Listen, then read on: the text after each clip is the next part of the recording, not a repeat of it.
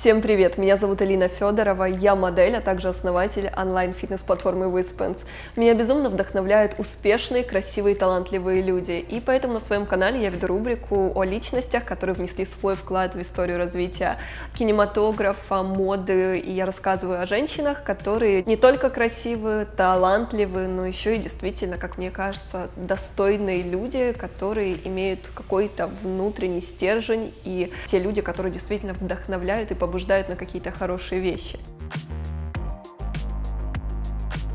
В сегодняшнем видео речь будет идти о женщине, которая просто является синонимом женственности, которая является иконой стиля. Это известная актриса Одри Хепберн. Она родилась в 1929 году в Бельгии и свое детство провела в родовом поместье в Голландии. Потомки Одри по материнской линии были аристократами. Ее мать носила титул баронессы, который потом она передала своим детям. Отец Одри Хепберн много путешествовал по работе и брал дочь с собой. Они летали в Лондон, в Брюссель, в Гаагу.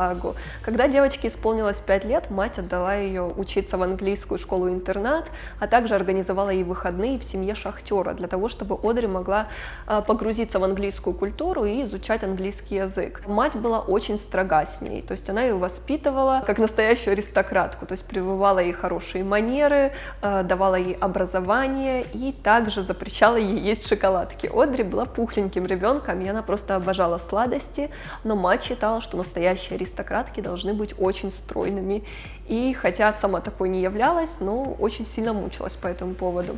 Отец Одри был более лояльным, и поэтому Одри была к нему более привязана. Но родители, к сожалению, много ругались. Потом она в своих мемуарах писала: «У отца и мамы почти не оставалось времени на меня. Я запомнила, что никому была не нужна. И всю жизнь сомневалась, что может быть по-другому. Шоколад был моей единственной любовью, и он меня ни разу не предал». Их семью нельзя было назвать образцовой, потому что страдали в ней все. И мать, и отец, и дети. Никто не был счастлив, бесконечные ссоры. И в итоге родители решили расстаться, развестись. И Одри Хепберн называет уход отца, наверное, одним из самых болезненных моментов в своей жизни. Потом они очень долго не виделись с отцом, и когда она уже выросла, она его отыскала, он был в Дублине, и она его потом материально содержала вплоть до его самой смерти. Юношество Одри проходило во время Второй мировой войны. Это ужасное событие оставило глубокий отпечаток в ее памяти. Ее родители изначально поддерживали деятельность нацистов, но после того, как немцы оккупировали Нидерланды, ее мать полностью отказалась от своих взглядов и начала помогать группе сопротивления. Отец же ее, Джозеф, он продолжил сотрудничество и в итоге оказался в концлагере. То есть всю войну он провел в немецких лагерях. Когда разразилась Вторая мировая война, в период немецкой оккупации, Одри пришлось подделать документы матери и взять себе псевдоним Эда ван Хеймстра, потому что ее английское имя было слишком опасным. Во время войны было время у семьи Хепберн, когда им просто нечего было есть, и они всерьез переживали за свою жизнь. Из-за недоедания у Одри развился просто ряд проблем со здоровьем. Это была и анемия, отечность, депрессия, заболевания дыхательных органов. Но даже голодная девушка продолжала заниматься балетом, а также давала уроки танцев, тем самым помогая своей семье материально. Пока у ребенка есть определенный минимум, он совершенно счастлив. И я помню, что нам бывало очень весело. Мы не сидели на полу и не плакали 5 лет подряд. Конечно, висела тень страха и происходили страшные вещи, но мы продолжали жить. В 1945 году, когда война закончилась, она переехала в Амстердам, где она с матерью работала медсестрами в доме ветеранов. Также параллельно с работой в 1946 году она начала брать уроки балета. Ездила в Лондон, где брала уроки танца у прославленной Мари Рамперт. Однажды Одри спросила у своего педагога о перспективах ее в балете. Та ответила, что Одри может продолжать заниматься балетами, может быть успешной балериной, но с ее ростом 170 сантиметров, а также с учетом ее различных заболеваний из-за недоедания во время войны, та вряд ли когда-нибудь станет прима-балериной. Поэтому она решила, что она будет пробовать себя в том, где у нее есть какие-то шансы достичь успеха. Поэтому она стала развивать себя в драматическом искусстве, в кинематографе, и впоследствии, когда она уже стала очень известной актрисой, в одном из интервью Мари Рамперт сказала, что Одри была отличной ученицей, и если бы она не стала известной актрисой, а продолжала заниматься балетом, она бы стала выдающейся балериной. Так как с балетом у Одри не вышло, с 1948 года она пробует свои силы в кинематографе. После выхода нескольких эпизодических ролей с ней, в 1952 году она снимается в ленте «Засекреченные люди», где она играет артистку балета. И так как она занималась балетом с самого детства, конечно же, она в этой ленте продемонстрировала все свои таланты и получила очень приятные отзывы от критиков. То есть это было таким отличным стартом в ее карьере. В 1953 году на экраны выходит романтическая комедия «Римские каникулы», и главную роль принцессы Анны там играет Одри Хепберн. Изначально продюсеры хотели на эту роль Элизабет Тейлор, но в итоге режиссер настоял на том, чтобы эту роль дали малоизвестной Одри. Она настолько поразила его своей непосредственностью, он на пробах попросил не выключать камеру, в то время как Одри уже не знала об этом, и он был просто поражен тем, как она ведет себя в реальной жизни. В итоге за роль Анны Одри получила Оскар и укрепила свое место в мире кино как подающая большие надежды актриса. Далее Одри снимается в фильме «Сабрина». Там же на съемочной площадке она познакомилась с актером Уильямом Холденом, и у них завязались романтические отношения. Но так как Одри всегда мечтала выйти замуж, иметь семью, детей, и потом выяснилось, что актер бесплоден, их отношения сошли на нет. Это ты, Сабрина? Здравствуй, Дэвид. Мне показалось, здесь кто-то есть. Нет, здесь никого нет. Также Одри была одной из первых актрис, которые решились на экране показаться с обнаженными ногами. Произошло это в 1954 году в фильме «Сабрина» в одной из сцен на яхте, где на Одри были надеты очень короткие шорты, которые едва доходили до середины бедра, после чего шорты стали очень популярными среди женщин, как и многое другое из того, что надевала Одри Хепберн. В 1954 году Одри вернулась на театральную сцену в роли русалки в пьесе «Ундина». Ее партнером был Мел Феррер. В итоге они стали супругами и прожили вместе 14 лет. А в 1960 году она родила первенца, сына, и этот ребенок был очень долгожданным, желанным, любимым, потому что перед этим она пережила 4 выкидыша. В 1959 году Одри предложили главную роль в экранизации знаменитого дневника Анны Франк. Она идеально подходила под эту роль, и Одри даже встретилась лично с отцом Анны. Отто утвердил ее на то, чтобы она играла в этом фильме, но в итоге Одри отказалась по причине того, что история еврейской девочки, которая погибла во время войны, была слишком, вся эта тематика болезненной для Одри. Она была настолько раздавлена войной, что говорит: я боюсь, что я просто с этим не справлюсь. Завоевав популярность, Одри Хепберн снималась со множеством известных актеров, и однажды Кэрри Грант, икона поп-культуры и кинозвезда, высказался: все, что я хотел бы получить в подарок на Рождество, это еще раз сняться в фильме вместе с Одри Хепберн. В 1961 году выходит фильм «Завтрак у Тиффани», где Одри играет главную роль Холли Гоулайтли. Эта роль превратилась в один из самых культовых образов американского кино 20 века. Сама Хепберн назвала эту роль самой джазовой в своей карьере, и когда ей задали вопрос, что было самым сложным на съемках, она ответила так: я интроверт, и играть девушку-экстраверт оказалась самой сложной вещью, которую я когда-либо делала. На этих съемках она носила очень стильную одежду, а также к своим каштановым волосам она добавила высветленные пряди, и найденный таким образом стиль она носила и вне работы, вне съемок. Также на съемках «Завтрака у Тиффани» Одри осуществила свою заветную мечту. Она спела. Специально для этого фильма написали песню «Moon River», которую Одри исполнила в одной из сцен фильма, аккомпанируя себе на гитаре. Но этой песни могло бы там бы и не быть, потому что исполнительный продюсер Paramount Pictures, он хотел на монтаже полностью вырезать эту сцену, но Одри Хепберн ему помешала. Она сказала, что только через ее труп.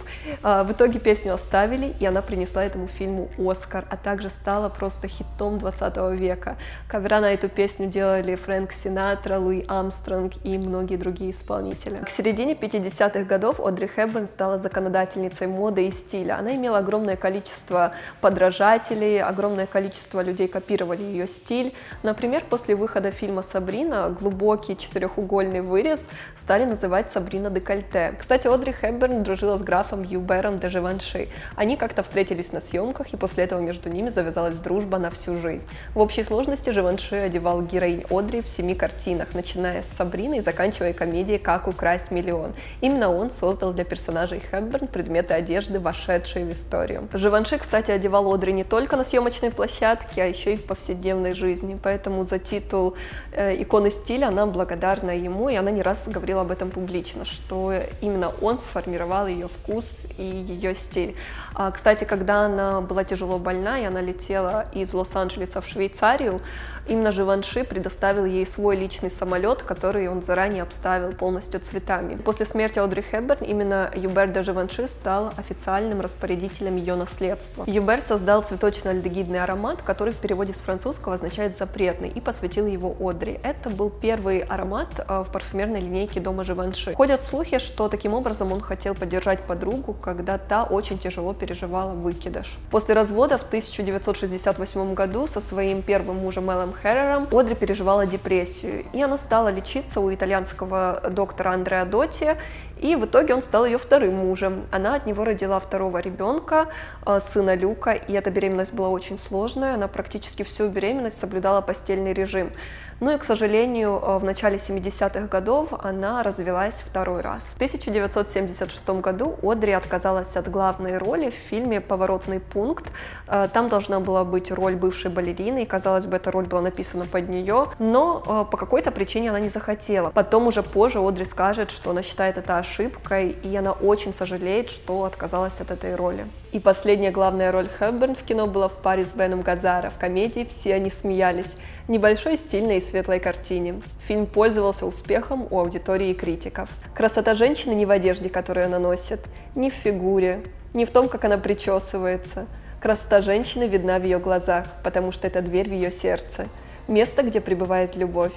Истинная красота женщины отражается в ее душе. Это забота и то, что она с любовью отдает страсть, которую она проявляет. И красота женщины только растет с годами. Кстати, очень важно сказать, что Одри Хепберн стала популярной в начале 50-х годов, в первой половине, и в то время ценились такие женственные формы, там, как Элизабет Тейлор, та же Мэрилин Монро. И Одри Хепберн, она была совершенно другой, то есть ей не нужно было быть сексуальной для того, чтобы удерживать внимание аудитории на себе. Она и без того получала классные, интересные роли, пользовалась популярностью, имела поклонников. Это еще раз доказывает то, насколько важно оставаться индивидуальностью, быть собой и не подражать другим. И вот эти вот, наоборот, наши отличия, они делают нас особенными, и на любой тип внешности, да, их очень много, всегда найдутся свои поклонники, свои любители. И это круто, что все мы разные. Однажды на одном из интервью Одри сказала: для того, чтобы доказать свою женственность, мне не нужна спальня. Я могу передать сексуальную привлекательность, собирая яблоки с дерева, либо стоя под дождем. Одри была хрупкой, как подросток, очень худой и не соответствующей тогдашним эталонам красоты. Но она все равно смогла завоевать симпатии зрителей, режиссеров и фотографов, предвосхитив таким образом моду на модельную худобу, которая начнется десятилетия спустя. По воспоминаниям ее сына, ее худоба была, возможно, либо следствием перенесенных ею болезней, там она болела гепатитом, также это времена голода, возможно, это вызвало какие-то нарушения в организме, ну, либо же это было просто естественным, то есть такая генетика, потому что сын подтверждает, что она никогда в жизни не сидела на диетах, она каждый день ела много, ела пасту, любила сладости, хлеб с джемом. После того, как Одри Хепберн закончила со съемками, с 1988 года она начинает тесно сотрудничать с ЮНИСЕФ. Она регулярно ездит с миссиями в те места, где взрослые дети страдают от голода, эпидемий, от последствий войн, после чего она докладывала информацию политикам, в СМИ, и иногда она давала по 15 интервью в день. Также она была во множестве различных бедных стран: Эфиопия, Бангладеш, Вьетнам, Сомали, ЮАР. И, кстати, люди, которые сопровождали ее, говорили, что она всегда жила, ночевала в таких же условиях, как и все остальные, и никогда не требовала к себе никакого особенного отношения. Последняя миссия оставила глубокий след в душе актрисы, потому что она увидела на улицах Сомали трупы взрослых и детей, которые просто погибли от голода. Работа Хепберн облегчалась тем, что она знала огромное количество языков: английский, французский, нидерландский, испанский, итальянский. Итальянский она выучила, когда она жила в Риме. Испанский она выучила самостоятельно. Кстати, есть запись ЮНИСЕФ, где можно услышать, как она бегла разговаривать на испанском языке с жителями Мехико. Buenos días, señora. ¿Qué tal? ¿Cuántos niños tiene? Tengo 5. Ese es número 5. Sí. В 1992 году президент США наградил ее президентской медалью свободы в знак признания ее работы в рамках ЮНИСЕФ, а Американская академия киноискусства наградила ее гуманитарной премией имени Жана Хершелта за ее помощь человечеству. Эта премия была присуждена ей посмертно и вручена ее сыну. Одри тратила очень много времени и сил, работая с ЮНИСЕФ, и, к сожалению, это очень сильно ударило по состоянию ее здоровья. Когда она пребывала в Сомали, у нее начался сильный приступ. У нее была очень сильная боль внизу живота, ее отвезли к врачу, но, к сожалению, африканские врачи они не могли даже поставить диагноз, потому что у них не было необходимого оборудования. И она потом полетела в Лос-Анджелес, где ее диагностировали, и в итоге оказалось, что у нее рак, у нее опухоль в толстой кишке.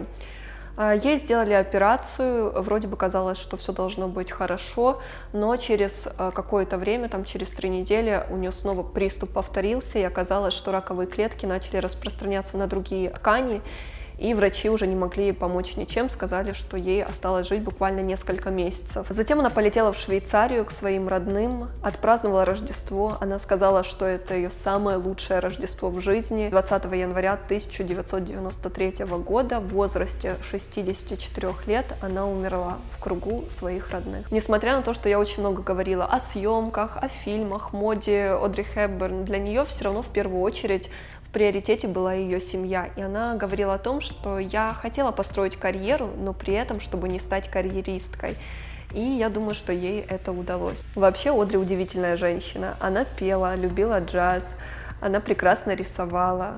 Говорят, что в перерывах там, между дублями на съемках она удобно усаживалась на кресло и начинала вязать.